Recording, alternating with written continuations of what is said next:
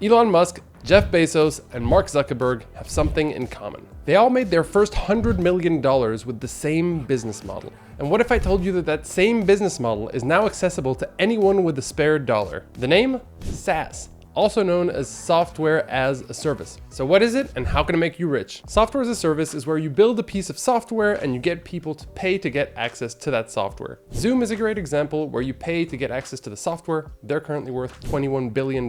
Slack is another good example that's now worth $26 billion. And Shopify, which allows you to build online stores, is worth $103 billion. And although you've probably seen lots of these make money online gurus teaching people how to make money through e-commerce, drop shipping, social media management, and many other business models, they're actually secretly in the background building software businesses. Iman Gadzhi, for example, teaches people how to run a marketing agency, but he's actually focused on agency flow, software for people who run their own agencies. Sam Oven teaches people how to sell courses online. He now sold that business and is focused on School, a software business which helps people sell online courses. In fact, Alex Hormozi just invested in his business. And Alex Becker teaches people how to run ad funnels, but in parallel, he just sold his company Hyros for $110 million.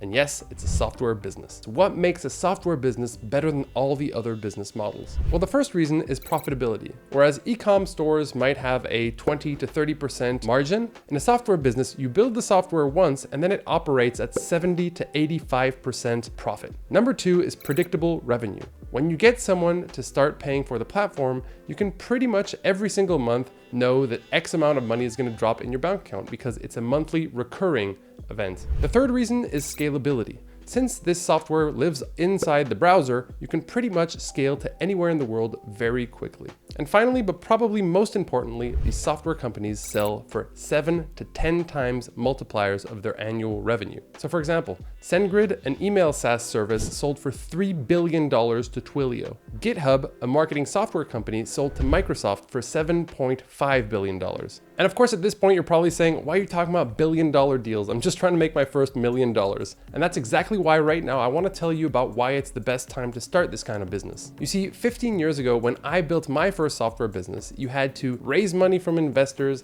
hire an expensive programming team, hire servers, usually had to rent out an office, and so it was really only possible to do for a small number of people. But today, there are 3 key technology advancements that allow anyone to build out their first product themselves without a big team, without having to raise a bunch of money. It can scale as the business grows, and you can pretty much do it as you travel the world. So what are these 3 technology advancements and how can you get started today? The first one, if you've been following this channel, you probably know it, it's no-code tools. These software tools that allow you to build apps, websites with drag and drop interfaces, which allow you to build your first software business, test the market, and even scale. And this is how SwapStack built their company and sold it to Beehive. It's also how David from Teal was able to raise $11 million from investors. And it's how Albert built his AI startup and raised $1.8 million.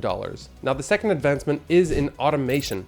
Today, with platforms like Zapier or Make, you can automate systems so that you don't have to do repetitive tasks, meaning that you don't have to have 100 employees doing small tasks in your company anymore. You can set up these automations and let them run in the background. And the third one, unless you've been living under a bridge, is AI. It can allow you to do things way quicker. Building software, marketing, sales, there are so many different use cases to speed up the process. But here comes the bad news.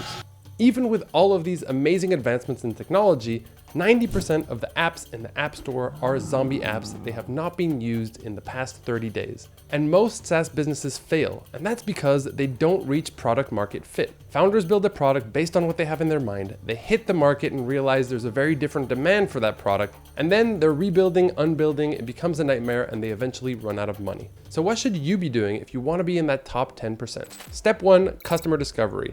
Talk to customers about their problems, not talking about your product at all, and understand where they're having issues you might be able to solve. Maybe you're right about the product idea you have, maybe you're not. It's better to find out earlier than later. Step 2, build a brand and structure your offer so that people can start opting in. We don't want to trust what people say. We need them to take an action like give you their email address. And if you're not able to get their email address, imagine how difficult it's going to be to get them to pay for something. So that's step 3, build a smoke test and test that you're able to get people to take actions. You could make it a pre-sale. You could get people to book a call with you. And then step 4, set up tracking and analytics so you can see how people are interacting with your offer to be able to increase conversion. Step 5 is to go out and sell your product before you've even built it. The reason for that is because they are going to tell you the features that they're actually willing to pay for. And frankly, it's going to avoid you launching your product and hearing crickets. Step 6 is to build the minimum viable product leveraging no-code tools. Step 7 is going to be to deliver your product to the paying customer and receive the money.